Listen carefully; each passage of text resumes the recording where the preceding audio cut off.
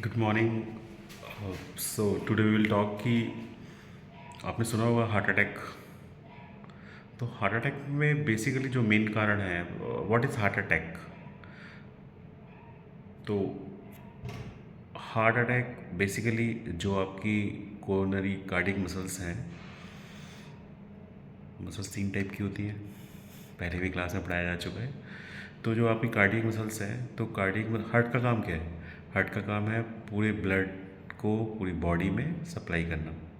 It act as a pump, ताकि blood पूरी body में पंप किया जा सके। और हार्ट की एक अपनी सप्लाई भी है कोरोनरी आर्टरीज के द्वारा। तो जब कोरोनरी आर्टरीज में ब्लॉकेज होता है, रास्ता बंद हो जाता है, तो जब रास्ता बंद होगा तो एक पर्टिकुलर पार्ट जिसमें वो आर्टरी सप्लाई कर रही थी, उस पर्टिकुलर आर्टरी में सप्लाई, उस पर्टिकुलर पार्ट में सप्लाई नहीं होगी। जब उस पर्टिकुलर पार्ट में सप्लाई नहीं होगी तो वो पर्टिकुलर पार्ट जो है मर जाएगा। खून नहीं मिलेगा तो वो हिस्सा डेड हो जाएगा, राइट। तो जब सप्लाई धीरे धीरे बंद होती है, और सप्लाई जब बंद होगी तो पहले उसमें बहुत तेज़ दर्द होगा, और जब वो हिस्सा मर जाएगा तब वो हार्ट अटैक आ जाएगा। ठीक है, एक पर्टिकुलर हिस्सा हार्ट का। तो उसके लिए सबको पता है, और जो मोस्ट कॉमन जांच है दैट इज़ एंजियोग्राफी। सुना है आपने? तो बेसिकली एंजियोग्राफी, एक कार्डियक सेंटर पे जाओगे, वहाँ एंजियोग्राफी कराओगे, ठीक है। तो पहले वो एडमिट किया जाएगा, एडमिट करने के बाद एंजियोग्राफी की जाएगी, और वो जनरली कार्डियक डॉक्टर ही करेगा, कार्डियक सर्जन, राइट। तो वो अपने पास एडमिट करेगा। अगर आपका 80% ब्लॉकेज है, 70% ब्लॉकेज है, देन यू विल से कि बहुत ज़्यादा खतरनाक कंडीशन है, आप करा लो, कुछ भी हो सकता है। वो आपका ब्रेन वॉश ऐसे कर देगा कि ऑन द टाइम कि आपके पास कुछ सोचने समझने की स्थिति नहीं रहेगी, डॉक्टर साहब जो कह रहे हैं वो सही कह रहे हैं, ठीक है। इट्स नॉट एप्लीकेबल कि भाई सभी के लिए है, ठीक है, डिस्क्लेमर। तो उसके लिए जो एक दूसरी जांच है, अब जो एंजियोग्राफी कर रहा है वो कौन कर रहा है? वो एक कार्डियक सर्जन कर रहा है, एंजियोग्राफी। और एक जो दूसरी जांच है दैट इज़ सीटी कोरोनरी स्कैन। क्या नाम है उसका? सीटी कोरोनरी स्कैन। वो सर्जन नहीं कर रहा, कार्डियक सर्जन नहीं कर रहा। वो कौन कर रहा है? वो एक रेडियोलॉजिस्ट कर रहा है।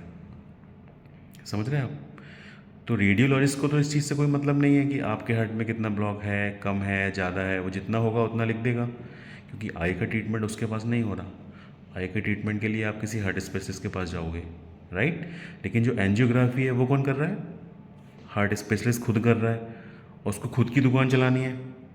हाँ। तो एन सी टी कोरोनरी जो स्कैन है वो रेडियोलॉजिस्ट कर रहा है, जिसके पास आप अल्ट्रासाउंड एक्सरे करवाते हो। और उसमें सिर्फ 5 मिनट लगते हैं सीटी कोरोनरी स्कैन में, एडमिट नहीं होना पड़ रहा आपको। तो जब भी आपकी फैमिली या घर में किसी को हार्ट में दर्द होता है, या हार्ट आप ब्लॉकेज कन्फर्म करना चाह रहे हो कि कितना ब्लॉकेज है, देन सबसे अच्छा तरीका क्या है? आप रेडियोलॉजी सेंटर में जाओ, वहाँ जाके आप सीटी कोरोनरी स्कैन कराओ। 5 मिनट में पता लग जाएगा आपके हिस्से में कितने परसेंट में ब्लॉकेज है, और उसी हिसाब से आप अपना आहार विहार और औषधि फॉलो करो, ठीक है। तो इस माई एडवाइस, जो नए नए बच्चे मेरा वीडियो देख रहे हैं, कि एंजियोग्राफी एडवाइस नहीं करनी है। क्या एडवाइस करना है? सीटी कोरोनरी स्कैन, जो कि एक रेडियोलॉजी सेंटर पे होगा, 5 मिनट में हो जाएगा। थोड़ा सा महंगा है, 7-8 हज़ार रुपये का है। लेकिन अगर 10% ब्लॉकेज भी होता है तो आपको पता लग जाएगा कितने परसेंट ब्लॉकेज है, ठीक है। तो नेक्स्ट टाइम जब भी कोई हार्ट अटैक वाला केस आए, या फैमिली में कभी किसी को होता है, तो आपको एंजियोग्राफी एडवाइस नहीं करनी है। क्या एडवाइस करना है?